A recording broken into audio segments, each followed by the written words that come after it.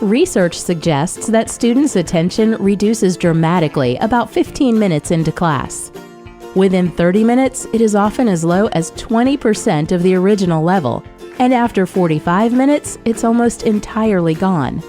Given that we spend up to 12 years in school, it becomes clear how important it is to increase the time where your students actually pay attention.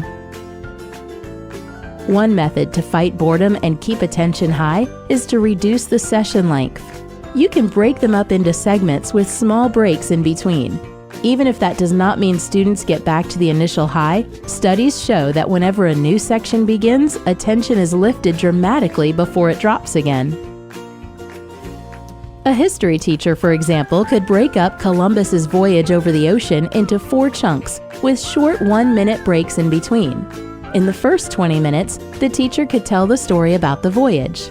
The next 15 minutes, students could discuss in groups what could have been dangerous about sailing during these days. Then each group could present their discoveries for another 15 minutes. In the last segment, the teacher could complete the students' findings and bring them in context with the actual risks of Columbus's expedition.